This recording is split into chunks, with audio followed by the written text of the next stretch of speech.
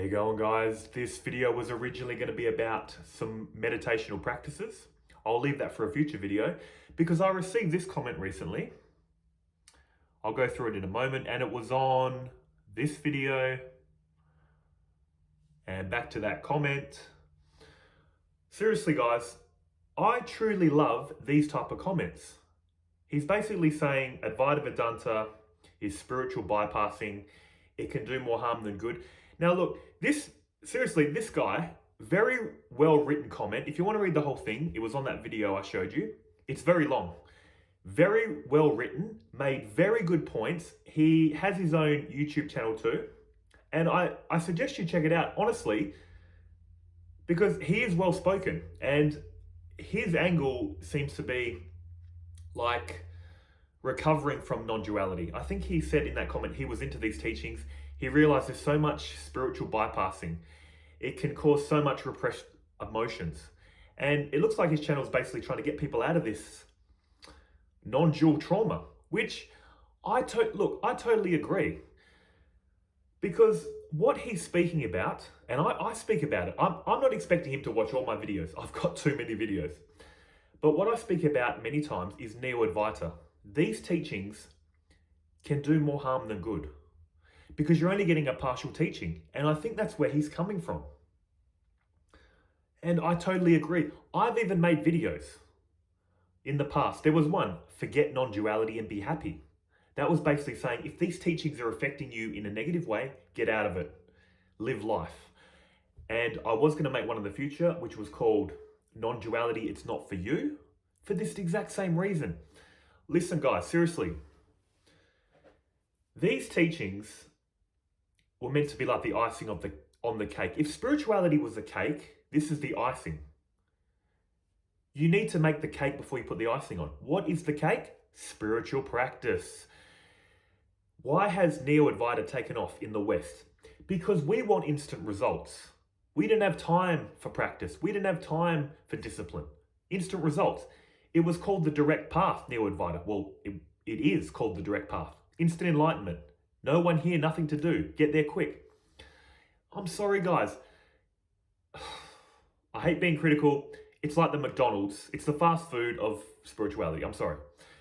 Having said that, these teachings got me into the traditional teachings that have helped me so much. So I don't want to completely discard them. The essential teaching of Neo-Advaita and the ultimate teaching of traditional is your essence is pure being, pure knowing. Do you feel like you exist? Are you conscious? Can we argue that really? Can we argue it? That's the only thing we can't debate. Traditional Advaita investigates that feeling. That's all they're doing. All these stories, all this religious stuff, all this spiritual practice, yes, it is a story, but who is that story for? For this ego, this person. Do you feel like you're living a life? Do you feel like you're going to work, raising a family? This is ultimately a story. The problem with Neo-Advaita is it just discards it. It goes, it's all a story, nothing here, no one here, nothing to do, all a story. This is very bad.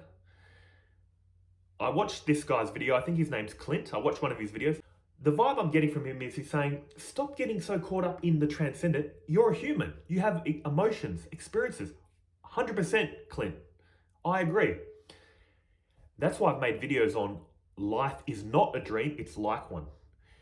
Because when you think life is a dream, you can do this. It's all a dream. Dismiss, discard. Why should I help people? They're an illusion anyway. No. The traditional teaching saying consciousness is the fundamental nature of reality. It's real. These appearances are made from truth. They're real. In other words, this body is an appearance, but treated as real. It has real feelings. There's other real people. Reality is made of truth.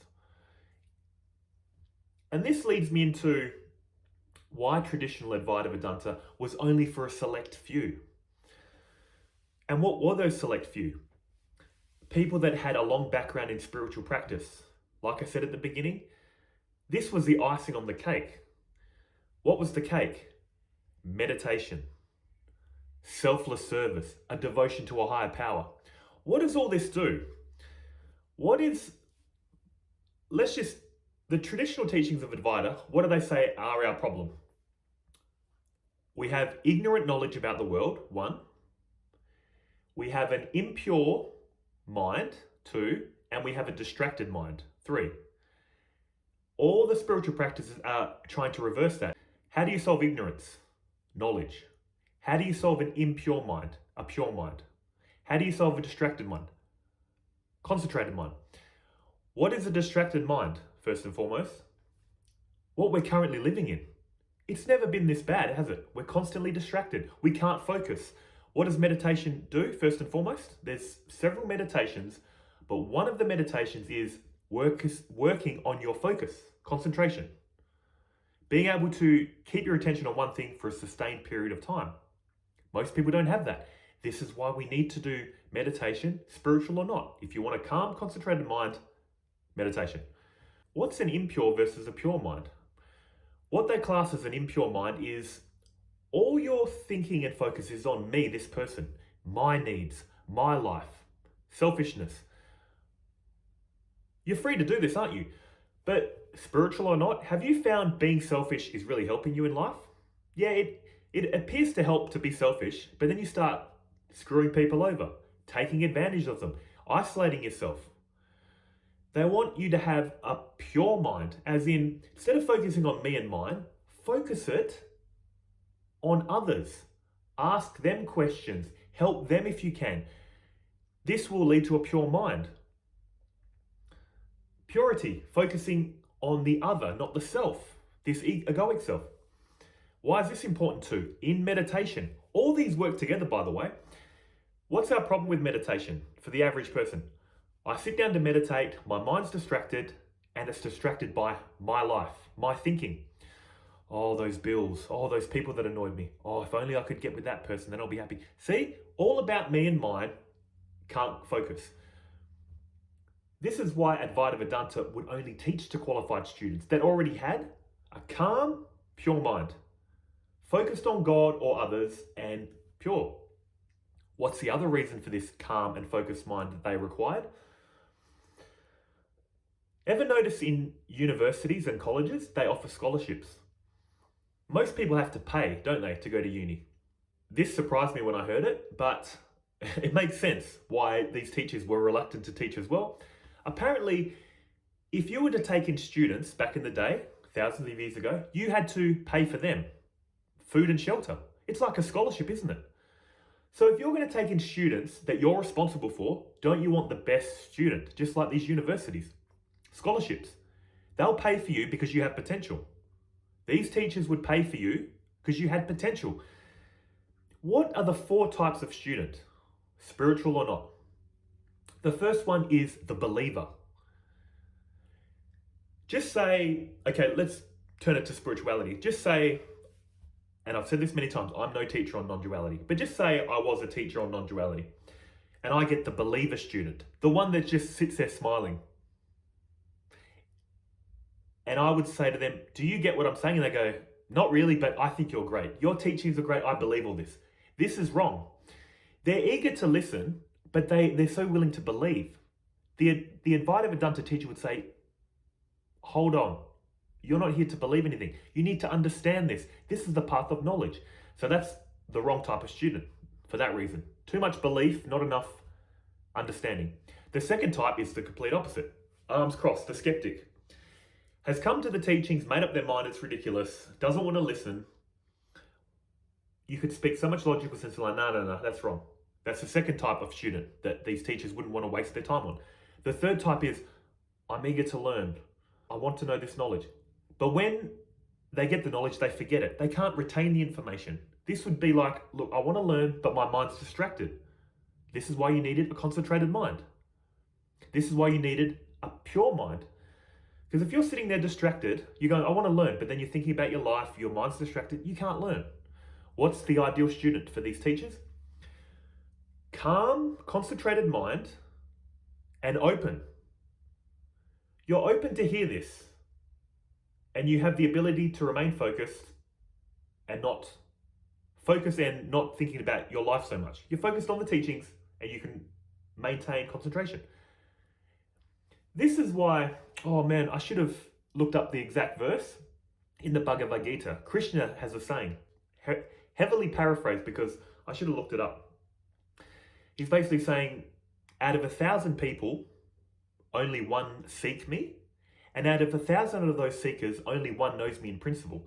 He's basically saying, most people these days aren't spiritual or religious, are they? And the people that do claim to be religious or spiritual, a lot of them it's just a label. Yeah, I'm Christian. Yeah, I'm this, I'm that. But they don't really follow it.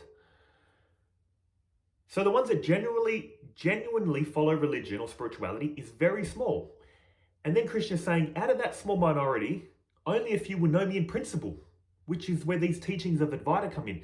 This is such a niche, icing on the cake teaching. That's what I said at the beginning of this video. And going back to Clint's comment,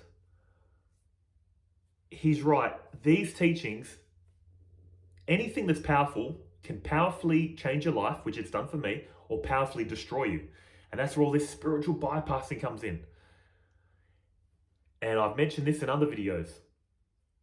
You might be thinking, what's with this dude? He goes, non-duality, self-help, non-duality, self-help. He goes transcendent and then down to the everyday person level. I reckon I would have honestly lost subscribers for this because they're probably like, what's he doing? Back and forth? Totally fine. But I have a reason for everything. And it's exactly the reason Clint was mentioning. I'm trying to ground myself and you guys. If you get too caught up in here, you can get so caught up in the transcendent, you can dismiss the relative, the immanent. That's why I always talk about self-help. This person needs to be emotionally stable, have a calm, clear mind for these teachings.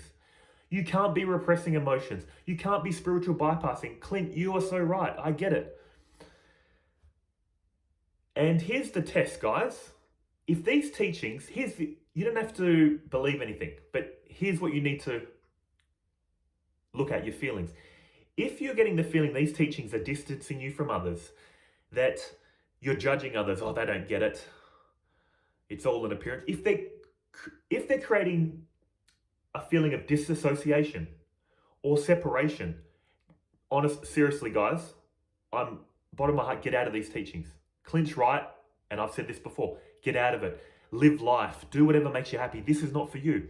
But if these teachings, like for myself, for instance, they have brought me so much love, understanding, compassion, devotion to life. I was so nihilistic. I was born, I'm living, I'm going to die. Why do the right thing? Who cares? What's the consequences?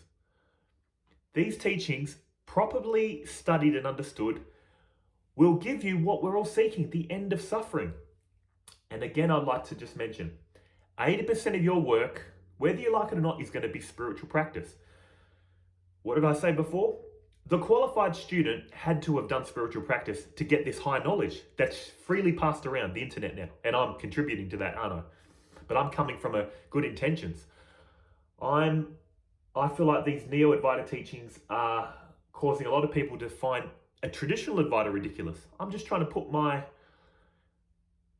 trying to help traditional teachings because they will benefit you so much for the right person.